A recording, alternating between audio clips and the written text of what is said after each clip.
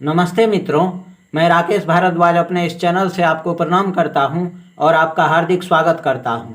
आज के कार्यक्रम में मैं जिस विषय को बताने जा रहा हूं वो विषय है जन्म कुंडली में काल सर्प दोष। एक ऐसा दोष जिसके नाम से ही डर लगता है, और अगर किसी ज्योतिषी ने जन्म कुंडली देखकर कह दिया हो कि आपके जन्मांक में काल सर्प दोष है, तब तो यह डर और भी ज़्यादा बढ़ जाता है। आज इस विषय पर कार्यक्रम करने का मेरा उद्देश्य यह है कि आपको भी जन्म कुंडली में बनने वाले कालसर्प दोष के बारे में संपूर्ण और सही जानकारी हो, अर्थात जिसे आप कालसर्प दोष समझ रहे हैं वो वास्तव में कालसर्प दोष है भी या नहीं है, और यदि जन्म कुंडली में कालसर्प दोष बन भी रहा है तो कालसर्प दोष का प्रभाव क्या होगा। इसलिए इस कार्यक्रम को देखने के बाद सबसे पहले तो आपके मन से कालसर्प दोष का डर खत्म हो जाएगा, और अगर आप में से किसी को गलत जानकारी देकर कालसर्प दोष की शांति कार्य के बारे में कह दिया गया है तो हो सकता है कि आपका बहुमूल्य और मेहनत से कमाया हुआ पैसा बच जाए, और उस पैसे से आप अपना कोई अन्य जरूरी या महत्वपूर्ण कार्य कर सकते हैं। क्योंकि अभी वर्तमान समय में ज्योतिष का दो विषय, पहला पितृदोष और दूसरा काल सर्प दोष, ज्योतिष का विषय कम और व्यवसाय का विषय ज़्यादा हो गया है। सबसे ज़्यादा डर इन्हीं दो विषय को लेकर फैलाया जा रहा है। कुछ और नहीं तो आंशिक काल सर्प दोष बताकर शांति करवा दिया जाता है। जन्म कुंडली अध्ययन और खास करके ज्योतिष में अगर आपकी रुचि है और आप भी यदि ज्योतिष सीख रहे हैं तो एक बात सदैव अच्छे से अपने ध्यान में रखिए, ज्योतिष में आंशिक शब्द को भूल जाइए। जी हाँ, ज्योतिष में आंशिक शब्द को अपने दिमाग से बिल्कुल निकाल दीजिए। अगर जन्म कुंडली में कोई भी योग या दोष है तो है, उस योग और दोष का प्रभाव निश्चित ही मिलता है। हाँ, पूजा पाठ उपाय या रत्न के माध्यम से उस योग या दोष के प्रभाव को शुभ और सकारात्मक बनाया जा सकता है। ठीक उसी तरह अगर जन्म कुंडली में कोई योग या दोष नहीं है तो नहीं है। जन्म कुंडली में आंशिक कुछ नहीं होता है। आंशिक काल सर्प दोष मतलब नमन है ऐसे विद्वानों को। आइए काल सर्प दोष के बारे में समझ लेते हैं। जन्म कुंडली मेष से लेकर मीन तक किसी भी लग्न का हो, अगर जन्म कुंडली में राहु और केतु के बीच किसी एक तरफ सारे ग्रह बैठे हों तो जन्म कुंडली में काल सर्प दोष का निर्माण हो जाता है। लेकिन यहाँ सदैव ध्यान रखिए कि अगर जन्म कुंडली में राहु या केतु में से किसी भी ग्रह के साथ उसी भाव में अगर कोई भी एक ग्रह, सूर्य से लेकर शनि तक कोई भी ग्रह बैठे हों तो यह काल सर्प दोष नहीं होता है। एक बार फिर से समझिए, अगर जन्म कुंडली में राहु और केतु के मध्य सारे ग्रह आ जाए, मध्य अर्थात राहु और केतु के किसी एक तरफ सारे ग्रह बैठे हों तो जन्म कुंडली में काल सर्प दोष का निर्माण हो जाता है। अगर कोई भी एक ग्रह राहु या केतु के साथ उसी भाव में बैठे हों या दूसरी तरफ बैठ जाए अर्थात बीच से बाहर निकल जाए तो निश्चिंत हो जाइए, ये काल सर्प दोष नहीं है। उदाहरण के लिए जैसे यहाँ राहु और केतु के मध्य सारे ग्रह बैठे हुए हैं, अगर मान लीजिए चंद्रमा राहु के साथ यहाँ बैठे होते तब यह काल सर्प दोष नहीं होता। यहाँ पर राहु और केतु के मध्य सारे ग्रह आ रहे हैं, इसलिए इस जन्मांक में काल सर्प दोष बन गया है। मुख्य रूप से 12 प्रकार के काल सर्प दोष होते हैं। आइए विस्तार से समझ लेते हैं कि जन्म कुंडली में किन परिस्थितियों में कौन से काल सर्प दोष का निर्माण होता है। जैसा कि आप सब जानते हैं कि जन्म कुंडली में राहु जिस किसी भी भाव में बैठे रहते हैं तो केतु राहु से ठीक सामने अर्थात राहु से ठीक 7वें भाव में बैठे रहते हैं।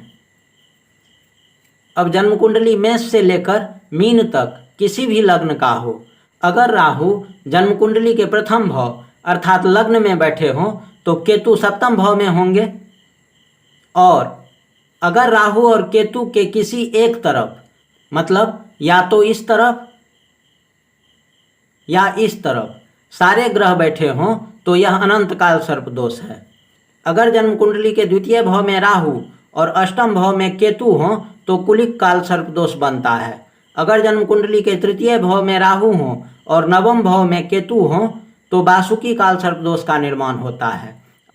अगर जन्म कुंडली के चतुर्थ भाव में राहु हो तथा दसम भाव में केतु हो। अच्छा, इस बात को ध्यान में रखकर चलिए, राहु और केतु के किसी एक तरफ, मतलब या तो इस तरफ या इस तरफ, बाकी सारे ग्रह बैठे हों तो शंखपाल काल सर्प दोष का निर्माण होता है। अगर जन्म कुंडली के पंचम भाव में राहु बैठे हों और एकादश भाव में केतु बैठे हों तो पद्म काल सर्प दोष का निर्माण होता है। अगर जन्म कुंडली के षष्ठ स्थान में राहु तथा द्वादश स्थान में केतु हों तो महापद्म काल सर्प दोष का निर्माण होता है। अगर जन्म कुंडली के सप्तम स्थान में राहु और प्रथम स्थान अर्थात लग्न में केतु हो तो तक्षक काल सर्प दोष बनता है। अगर जन्म कुंडली के अष्टम भाव में राहु तथा द्वितीय भाव में केतु हो तो कारकोटक काल सर्प दोष का निर्माण होता है। अगर जन्म कुंडली के नवम भाव में राहु तथा तृतीय भाव में केतु हो तो शंखचूड़ काल सर्प दोष बनता है। अगर जन्म कुंडली के दसम भाव में राहु तथा चतुर्थ भाव में केतु हो तो घातक काल सर्प दोष बनता है। अगर जन्म कुंडली के एकादश स्थान में राहु तथा पंचम स्थान में केतु बैठे हों तो विषधर काल सर्प दोष बनता है।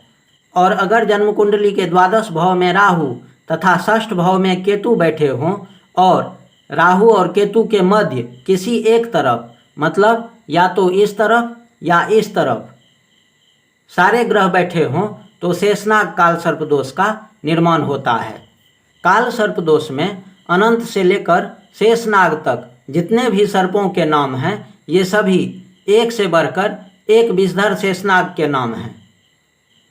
काल सर्प दोष के बारे में कहा जाता है कि अगर जन्म कुंडली में यह दोष बन रहा हो तो यह दोष जातक से सब कुछ छीन लेता है और जातक को बर्बाद कर देता है। तो अब जरा ध्यान से समझिए इस बात को कि अगर किसी व्यक्ति के जन्मांक में काल सर्प दोष है तो उस व्यक्ति से काल सर्प दोष क्या छीन लेगा। जिस काल सर्प दोष को लेकर इतना हवाबाजी चलता आ रहा है कि यह जन्म कुंडली का सबसे बड़ा दुर्योग है और यह दुर्योग अगर जन्मांक में हो तो जातक को पूर्ण रूप से बर्बाद कर देता है। अब जब काल सर्प दोष इतना बड़ा दुर्योग है तो जाहिर सी बात है कि यह जातक से थोड़ा सा तो छीनेगा नहीं, जब भी छीनेगा तो कुछ बड़ा अर्थात ज़्यादा छीनेगा। कहने का तात्पर्य यह है कि एक सामान्य जीवन जीने वाले व्यक्ति से काल सर्प दोष क्या छीन लेगा। क्योंकि एक बात हमेशा याद रखिए कि काल सर्प दोष से जातक के आयु में कोई परेशानी नहीं होती है। ऐसा ना तो कोई प्रमाण है और ना ही कहीं पर भी ऐसा लिखा गया है कि जन्म कुंडली में काल सर्प दोष हो तो जातक के आयु पर इसका कोई प्रभाव पड़ेगा। काल सर्प दोष जातक के द्वारा अर्जित धन और संपत्ति को बर्बाद करा देता है या छीन लेता है। अब यहाँ फिर सवाल उठता है कि कितना धन छीनेगा और कब छीनेगा। 10,000, 20,000, 25,000, कितना, या फिर 50,000। एक सामान्य आदमी के जन्म कुंडली में अगर यह दोष है भी तो ज़्यादा से ज़्यादा इतना धन ही छीन सकेगा। अब इतना बड़ा दोष 10,000 या 20,000 छीनने के लिए जन्म कुंडली में बना है, कमाल है। मतलब यहाँ तो काल सर्प दोष का अस्तित्व ही खतरे में पड़ गया। इतना बड़ा दोष और छीनेगा क्या, तो 10,000 या 20,000। और इस दोष से बचने के लिए लोग शांति कार्य में कम से कम 20 से 30,000 रुपये तक तो खर्च कर देते ही हैं। इसलिए पहले इस बात को पूर्ण रूप से समझिए। काल सर्प दोष जब भी व्यक्ति से कुछ छीनेगा या बर्बाद करेगा तो व्यक्ति से कुछ बड़ा छीनेगा, अर्थात ज़्यादा छीनेगा। और बड़ा छीनने के लिए पहले उस व्यक्ति को बड़ा बनाएगा। जी हाँ, पहले देगा, खूब सफलता और धन दिलाएगा। एक निम्न वर्गीय व्यक्ति से काल सर्प दोष क्या और कितना छीन लेगा। छीनने के लिए कुछ होना भी तो चाहिए।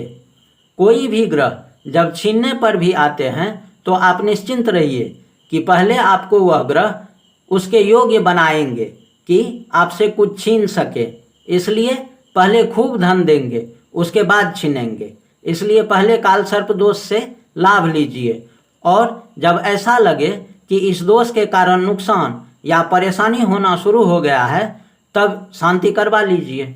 आप गौर करके देखिए, आपके पास अगर इस तरह की जन्म कुंडली हो जिसमें काल सर्प दोष बन रहा हो, तो आप देखेंगे कि ऐसे व्यक्ति में कुछ ना कुछ विशेष गुण रहता है। ऐसा जातक बचपन से ही बेहद प्रतिभाशाली, चंचल, तेज, मेहनती और लगनशील होता है। इतना ही नहीं, ऐसा व्यक्ति लाख मुश्किल और परेशानी आने के बाद भी अपने मेहनत और प्रतिभा के दम पर जीवन काल में श्रेष्ठ सफलता और तरक्की हासिल कर लेता है। इसलिए पहले देखिए कि काल सर्प दोष आपको कितना आगे ले जा रहा है, और जब ऐसा लगे कि काल सर्प दोष के कारण परेशानी शुरू हो गया हो, अर्थात कार्यक्षेत्र में कोई परेशानी हो रहा हो, या कार्यक्षेत्र में नुकसान की स्थिति लगातार बन रहा हो, या स्वास्थ्य से संबंधित कोई परेशानी शुरू हो गया हो, तब काल सर्प दोष की शांति करवा लीजिए। अब मैं आपको कुछ उपाय बता रहा हूँ जो कि काल सर्प दोष के शांति पूजा से करोड़ गुना ज़्यादा लाभप्रद है। अगर आपके जन्मांक में काल सर्प दोष है और आप इस दोष से डर रहे हैं, या आपको लग रहा है कि इसके कारण नुकसान या परेशानी शुरू हो गया है, तो भगवान भोलेनाथ के शरण में आ जाइए। जितना हो सके शिव मंदिर में जाकर शिव पर जल से अभिषेक कीजिए, और एक बार उज्जैन जाकर महाकालेश्वर मंदिर में भगवान भोलेनाथ का विधिपूर्वक पूजा कर लीजिए। काल सर्प दोष का इससे बड़ा शांति कोई और है ही नहीं। तो इस उम्मीद के साथ कि आज का कार्यक्रम आपको पसंद आया है, अब आज आपसे आज्ञा चाहता हूँ। प्रणाम।